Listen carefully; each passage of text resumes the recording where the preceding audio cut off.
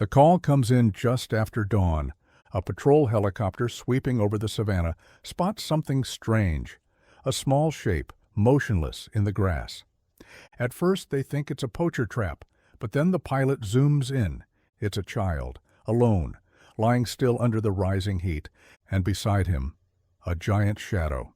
Within minutes, ground rangers scramble to the coordinates. Dust clouds rise behind the speeding vehicles. When they arrive, their tires screech to a halt, because the child isn't alone. Towering over him is a full-grown female elephant. She's not grazing, she's not moving. She's standing dead still, one leg forward, ears flared wide. And the second anyone steps closer, she charges forward with a deafening trumpet, stopping just inches away. Dust flies. Adrenaline spikes. "Back off! Back off!" a ranger yells, motioning everyone to retreat. The team regroups behind the vehicles, eyes scanning binoculars and scopes. The child looks no older than 5, curled on his side, shirt torn, skin dust-covered. He isn't moving. The elephant paces slightly, trunk swaying, body visibly tense. She lets out another shrill trumpet, this one different, almost distressed. Ranger Leah, one of the few with deep elephant experience, narrows her eyes. "That's not aggression," she says. "That's warning. She's protecting him." "Protecting him?" someone echoes. "Why?" No one knows. They try the drone next, quiet, high, undetectable. It zooms in on the boy's tiny hand, twitching faintly in the grass. He's alive, but barely. "Vitals are weak," Leah mutters. "If we don't move soon—" "But if we rush her," another ranger interrupts, "she might trample him." It's a deadly standstill. The clock is ticking. They set up a perimeter, monitoring the elephant's behavior from a safe distance. She circles the boy, sometimes lowering her trunk to gently brush his side, other times flaring her ears and stomping in warning. From the air, the thermal cameras capture a haunting image, one heat signature large and pulsing with anxiety, the other small and flickering like a candle. The elephant stays rooted by the boy's side for hours. Ranger Leah flips through ID logs and reserve records, searching for a match. She finally finds it, an older female named Nia. She was part of a herd that recently suffered a devastating loss, 2 calves dead from a sudden drought. Nia's calf was one of them. Her grief, the file says, was extreme, withdrawal, wandering, restlessness, then disappearance. Now, here she is. She's transferred her grief, Leah whispers. She thinks this child is hers. The weight of it sinks in. This isn't just strange behavior. It's instinct, it's memory, it's mourning. And as the sun sinks lower in the sky, one thing becomes terrifyingly clear. The elephant won't move. The boy won't last much longer. And if they make the wrong move, they could lose them both. No one speaks. No one moves. The elephant, identified as Nia, remains frozen beside the boy. Her body casts a wide shadow over him, shielding him from the punishing sun. The heat is brutal now, waves of it rising from the savannah floor, but she doesn't flinch. Her massive ears twitch. Her eyes stay on the boy. From a shaded outpost nearby, Ranger Leah studies her through binoculars. "That's not random behavior," she mutters. "She's guarding him." The boy still hasn't moved. His face is streaked with dust. His shirt is torn, blood dried along one arm. No one can explain how he got there, or how long he's been lying in the grass. But somehow, miraculously, he's alive. And Nia isn't leaving. Each time the rangers attempt to approach, Nia issues a warning, ears flared, trunk raised, feet stamping hard into the dry earth. Her trumpets are deafening, furious, but not reckless. She doesn't charge. She warns. A drone hovers above. Its camera captures the surreal scene. A 5-ton elephant circling a fragile human child, gently brushing her trunk along his side. Not as a threat, but as if checking on him. "She's calming him," someone whispers. The footage stuns the entire team. This isn't fear, it's focus. Deliberate, maternal attention. Leah pulls old reserve logs, searching for anything about Naya. She finds it. Nia lost her calf just 3 weeks ago. Drought, sudden illness. She had carried the body for 2 days before letting it go. Since then, she vanished. Now here she is, tethered to a human child like she's found her baby again. She's transferred her bond, Leah says, voice trembling. She thinks he's hers. Radio chatter buzzes through the tent. Wildlife specialists weigh in. Elephant memory, maternal instinct, protective behaviors. It all fits. She's grieving, Leah adds, but that grief has turned to guardianship. The medics prep IV packs. They're ready to move as soon as the opportunity opens. But no one's willing to provoke her. Suddenly, a ripple moves through Nia's body. She sways, left, then right. Her trunk lifts again, resting briefly on the boy's chest. Then she kneels, tucking her legs under her, trunk curled close. A kneeling elephant is not defensive. It's trust. She's staying, but she's not bracing for attack. She's waiting, watching. Leah slowly steps from the outpost, hands raised. The others hold their breath. Nia lifts her head. Ears twitch. But she doesn't trumpet. She just watches Leah take 2 cautious steps forward, then 3. She grunts once. Not loud, not threatening. It almost sounds like permission. Leah stops, lowering herself to one knee. "I see you," she says softly, "and I see what you're doing." She doesn't move closer. She just stays, matching Nia's stillness. A full minute passes, then another. It's no longer a standoff. It's a silent understanding, one forged in grief, sealed by instinct, and bound by something no one can quite explain. And as the sun dips lower in the sky, one fact becomes heartbreakingly clear. This elephant will not let him go. Not unless she knows he'll be safe. Time is running out. The child's condition is deteriorating, his breathing shallow, lips cracked, skin pale beneath the layers of dust and heat. The medical team estimates he has less than 2 hours before dehydration becomes critical. But no one can get near him. Nia still hasn't moved. She remains anchored by his side, eyes scanning the horizon, ears tuned to every shift in wind. Each time a ranger takes a step too close, her massive form rises, blocking their path with thunderous defiance. No one dares force it. One wrong move and she could panic, trample, kill. "We're going to lose him," the medic says, voice tight with urgency. Leah doesn't respond. Her eyes are locked on Nia, who's begun a new behavior, gathering dry brush and grass with her trunk, slowly stacking it around the child. Not haphazardly, methodically, nesting.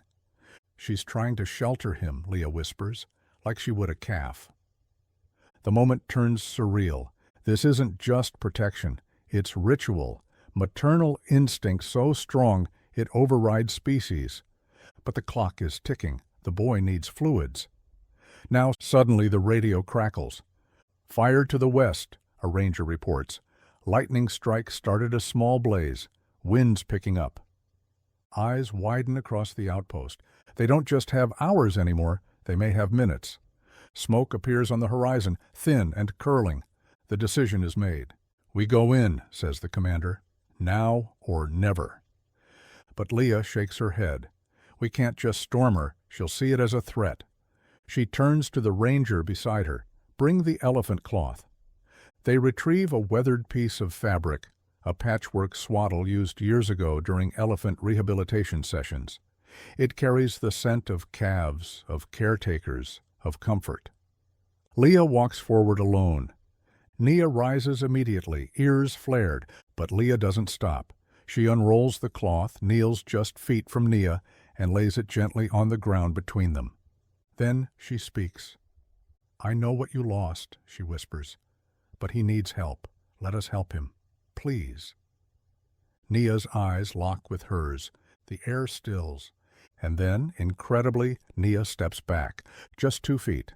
It's all they need. The medics rush in, fluids primed, IV ready. The boy is lifted onto a stretcher with extreme care. His hand twitches. His eyes flutter open, just barely. As they carry him away, Nia follows. Not close, just near enough to see. They pause at the vehicle. Leah turns. "Do you want to say goodbye?" Nia takes a step forward, then lowers her trunk. She brushes it along the boy's foot as he lies unconscious, a gesture so gentle it makes one ranger audibly gasp. Then, with a deep exhale, she turns away. The boy is safe. Her work is done. But no one watching will ever forget what it took to get him here. The chopper blades cut through the air like knives. The boy is stable now, barely, but he needs a hospital. The medical team prepares to airlift him out. But there's a problem. Nia refuses to let him go. Each time they wheel the stretcher closer to the helipad, she follows, towering, unwavering. She stands between the boy and the aircraft, letting out low, mournful bellows that echo across the plains. "She thinks we're taking him away forever," Leah says. "She's right," the pilot replies grimly, "because we are." Leah's heart twists. They've built trust, enough for her to allow treatment. But this, watching the boy lifted into the sky, vanishing like her own calf once did, it could break her. So they try something different. They lower the stretcher beside her, let her see it, let her smell it, let her understand. The medics stand back. Leah approaches with a soft voice, holding out the same cloth from before, now folded around the boy's stuffed animal. "He's okay now," she whispers. "You did it." Nia steps forward, not fast, not fearful. She lowers her massive head to the boy, exhales across his body, then gently nudges the blanket closer to his chest. Then she does something no one expects. She backs away, 5 steps, 10. She stops beneath an acacia tree and lays down, watching. The boy's stretcher is lifted. The chopper whirs louder, blades beating against the air. Dust rises in clouds. The boy stirs just before the aircraft takes off. His arm lifts. Fingers extend. He waves. Leah places a hand on Nia's leg. "She sees him," she murmurs. And Nia does. She watches until the helicopter disappears behind the haze. She doesn't cry, doesn't trumpet. She simply lowers her trunk to the earth and lets it rest. It's not defeat, it's surrender, but not to humans, to healing. In the sterile quiet of the hospital, doctors monitor the boy's vitals. His name is Eli, age 6. No ID, no parent contact. Just a child with a fractured collarbone, sun exposure, and a story no one can explain. Until someone checks his pocket. Inside, a crumpled photo. It's water-stained, edges frayed. But the image is clear. Eli, maybe a year younger, laughing beside an elephant. A mahout kneels behind him, pointing. In the background, a banner reads, "Mara Elephant Orphanage, Wildlife Visitor Day. The staff sends it to the reserve team." Leah stares at the screen. No way. She digs into the archive, old visitor logs from a regional orphanage tour, 5 families, dozens of children, and 1 elephant, Nia. 5 years ago, she was part of a rare outreach event, allowing children to interact gently under close supervision. Staff noted one particular match, a toddler named Eli who wouldn't stop trailing a female elephant. Nia had followed him too, refusing to eat unless she could see him through the pen. "That's why she remembered him," Leah whispers. She didn't just think he was hers, she knew. The photo confirms it. The child she guarded had once been her friend. Back on the reserve, Nia is relocated to a nearby sanctuary, larger, quieter, with others like her. She's withdrawn at first, listless, wanders the perimeter every evening, until one day a visitor arrives. Eli, now stronger, smiling. He carries the photo, and something else. The same stuffed animal wrapped in the cloth she touched. At the fence, he kneels, holds it up. Nia sees him. She steps forward, slow, cautious, then lowers her trunk and brushes the toy gently. A low rumble escapes her chest. Eli looks up. "You don't have to protect me anymore," he says softly. "I'm okay." She leans against the fence, forehead pressed close. And in that moment, surrounded by nothing but wind and grass and memory, everything makes sense. She didn't guard a stranger. She remembered a bond. And now at last she can let it rest. What would you do if a wild elephant remembered your face years later? Nia's story isn't just about instinct. It's about memory, about love, about the invisible threads that connect us, even when we don't understand them. She didn't protect Eli by accident. She remembered him. And when the world forgot their bond, she never did. If this story moved you, please like this video, subscribe to our channel, and share it with someone who still believes in extraordinary connections. Have you ever witnessed something unforgettable between a human and an animal? Tell us your story in the comments. We'd love to hear it. Until next time.